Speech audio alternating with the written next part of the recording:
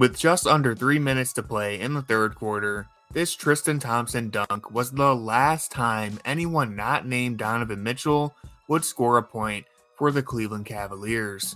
Mitchell would single-handedly score all 18 of his team's points in the fourth quarter, finishing the game with a miraculous 50 points, more than half of the Cavaliers' total. It wasn't just that Mitchell was shredding the Orlando point-of-attack defense and converting incredible shots around the rim all night, it's that he was doing it while limping with a knee injury that has bothered him since the All-Star break.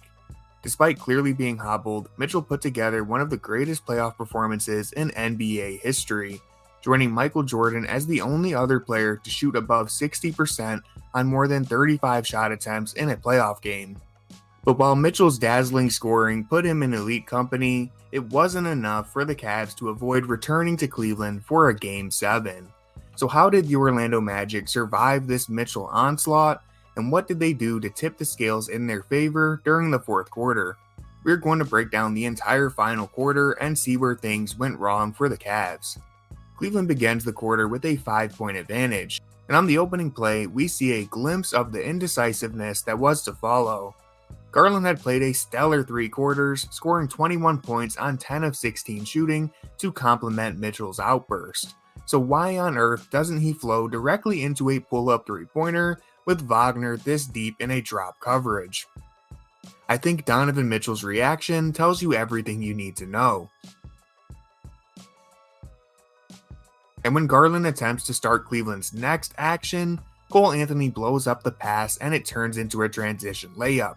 And this is why you have to take shots when they become available.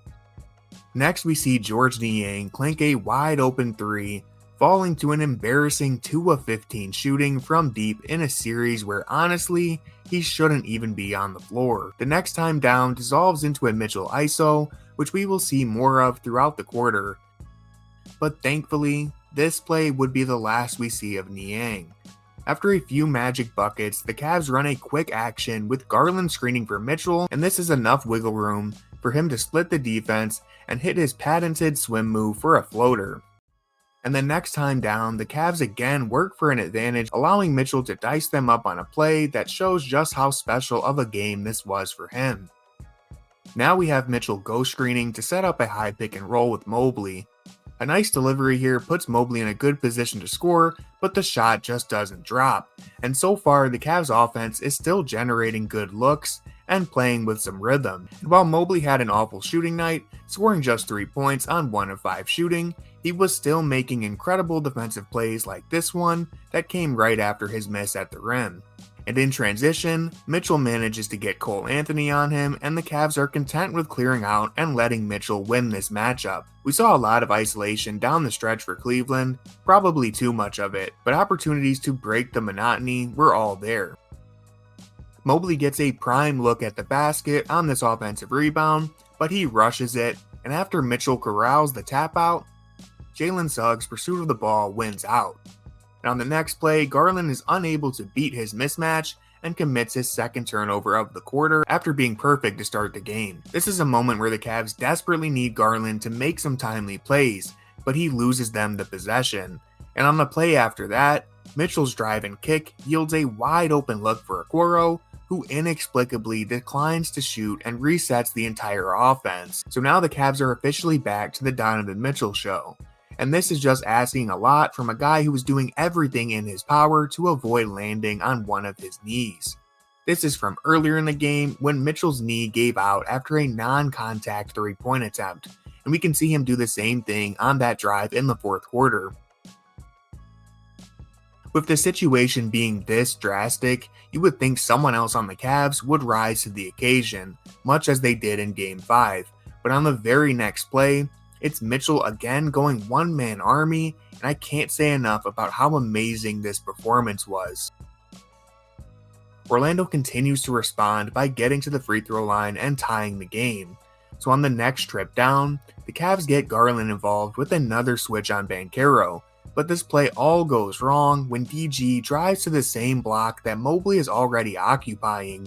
There's nowhere for him to go even after Mobley tries to flash to the other side, and rather than jump stopping or keeping his dribble alive, Garland panics and leaves his feet, turning into another back-breaking turnover.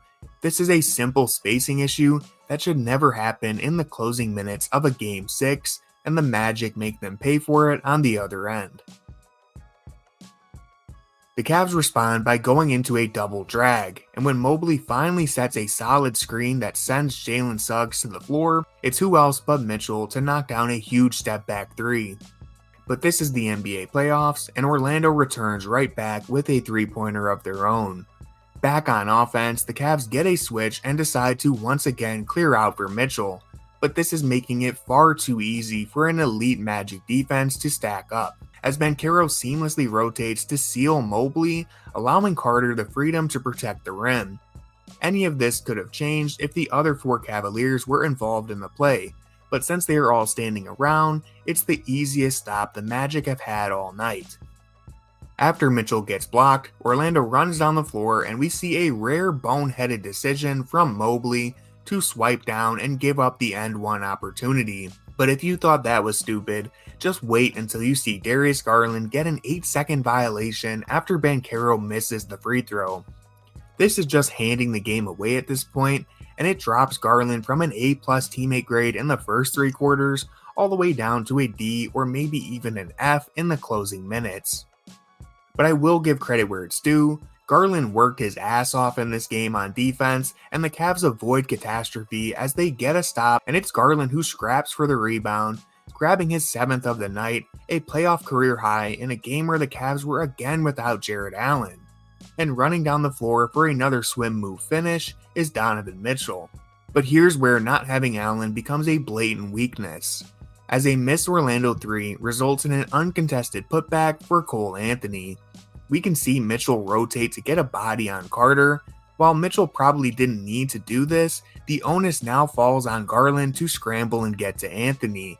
But the Cavs are not on a string defensively, and this breakdown is likely the moment they lost the game.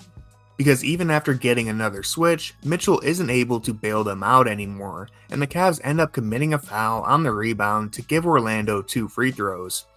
Now down by 7 points, the Cavs continue to use Garland as a screener, and they get Mitchell going downhill.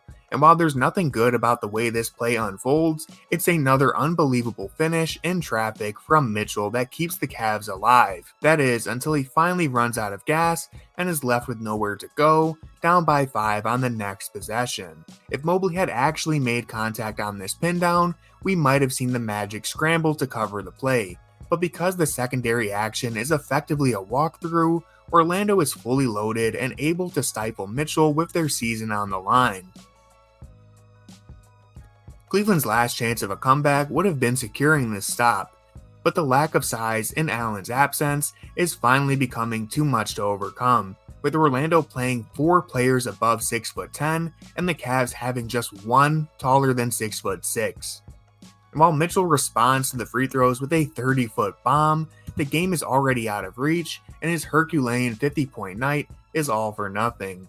I think we saw in the fourth quarter an obvious lack of help around Mitchell. Opportunities for Garland to establish himself were squandered by errant turnovers and an unwillingness to shoot, while Mobley's presence in the dunker spot was wasted by Orlando loading up in the paint behind a stagnant Cavalier offense.